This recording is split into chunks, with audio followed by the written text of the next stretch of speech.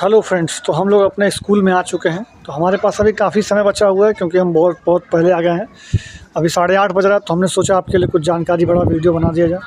तो इसलिए मैं आपको बता दूं कि आज मैं आपको सैलरी से रिलेटेड वीडियो बना रहा हूं कि आपका जो 6 to 8 में, जैसे मेरा 6 to 8 में हुआ है मैथ एंड साइंस में, तो सैलरी कितनी बनेगी आपकी, इसके रिगार्डिंग ये वीडियो है कि आपकी सैलरी कितनी बनेगी, ट्रेनिंग में पैसा मिलेगा कि नहीं मिलेगा, ये सारा जानकारी भी मैं आपको दूंगा। तो सबसे पहले हम सैलरी की बात कर लें। तो आपके स्क्रीन पर भी शो कर रहा होगा इस समय कि सैलरी हमारी कितनी बनने वाली है, बट मैं आपको अगर उसको डिटेल बताऊं तो अपना जो है 6 to 8 में, चाहे आप मैथ साइंस से हो या SST से हो या फिर कोई भी भाषा हो, कुछ भी हो, अगर आप 6 to 8 में अगर आपका मतलब वो है इनरोलमेंट, तो आपने वहाँ जॉब पाया है, तो आपको उसमें बेसिक पे जो मिलने वाला है वो 28,000 बेसिक पे मिलने वाला है।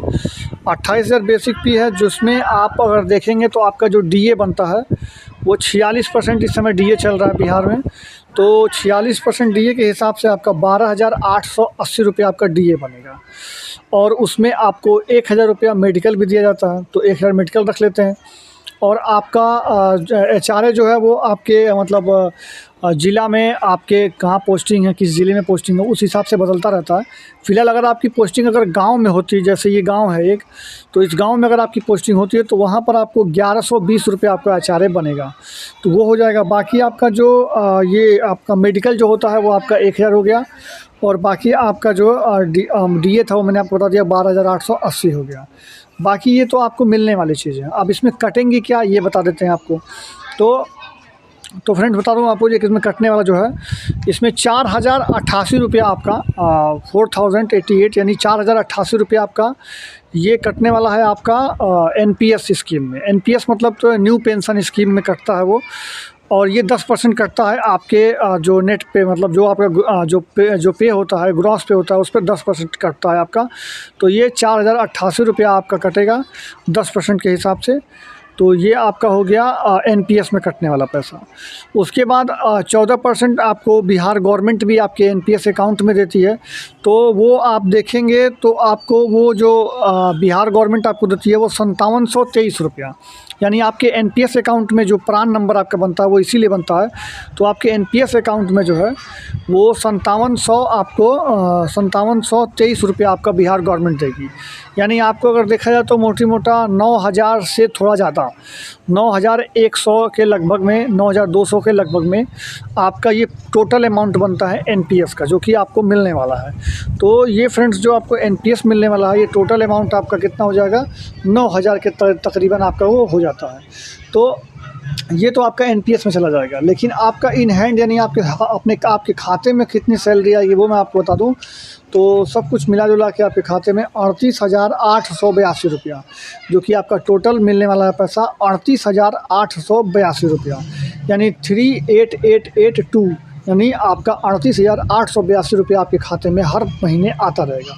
अब बात ये होती है कि सैलरी बढ़ती कब है और कैसे बढ़ेगी, उसके लिए क्या करना पड़ता है। देखिए, जब तक आपका प्रोबेशन पीरियड है तब तक आपको केवल महंगाई भत्ता जो बढ़ेगा वो मिलेगा। यानी मान लीजिए जितनी महंगाई बढ़ती जाएगी उस हिसाब से आपकी सैलरी इंक्रीज़ होती जाएगी।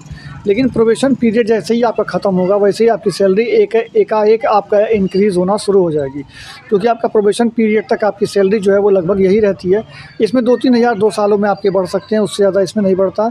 यानी अभी आप अगर 38,882 रुपये पाएंगे तो आने वाले 2 सालों में आपका बहुत जाएगा तो 42-44 हज़ार तक हो जाएगा।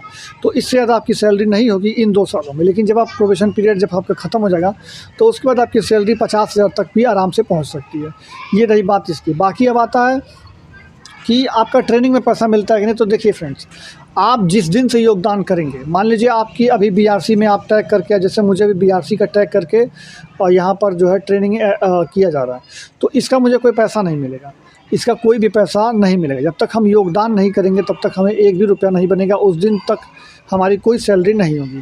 जैसे मान लीजिए हम लोगों को 18 तारीख को स्कूल अलॉटमेंट कर दिया जाएगा, उसके बाद 20-22 तारीख तक का हम लोग मान के चलिए, अगर 25 के अंदर तो हम लोग कभी भी योगदान कर सकते हैं। तो जिस दिन से हम योगदान करेंगे सैलरी हमारी उसी दिन से शुरू होगी। तो ये फ्रेंड्स आपको अपने दिमाग में रखना है कि जब तक आप योगदान नहीं करेंगे तब तक आपकी सैलरी नहीं बनेगी। हाँ, तो फ्रेंड्स जिस दिन से आपका योगदान रहेगा, जैसे मान लीजिए आप 22 तारीख को जॉइनिंग लेटर पाते हैं, योगदान पत्र पाते हैं और उस दिन जाकर के आपने स्कूल में योगदान कर दिया, आपने पहला अटेंडेंस लगा दिया, उस दिन से आपकी सैलरी चालू हो जाएगी। अभी तक आपको कोई सैलरी नहीं मिल रही होगी, नहीं मिलने वाली है। अब मान लेते हैं कि आपका अभी तक बीआरसी टैग है, अभी तक आप स्कूल में ही ट्रेनिंग ले रहे हैं, ओरिएंटेशन आपका स्कूल में ही हो रहा है, आप ट्रेनिंग सेंटर अभी तक नहीं गए हैं, अभी जो है डाइट आपको नहीं मिला है, तो आप ट्रेनिंग सेंटर अभी तक नहीं गए हैं, तो कोई दिक्कत नहीं है।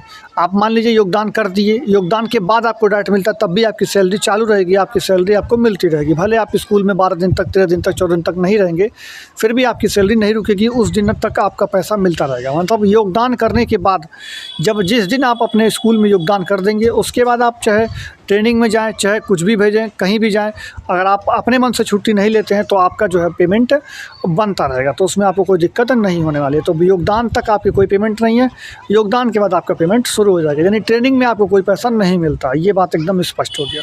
ट्रेनिंग में पैसा तब मिलेगा जब आपने योगदान कर लिया है, उसके बाद आपको ट्रेनिंग में भेजा जाए या कहीं भेजा जाए, आपको पैसा मिलता रहेगा।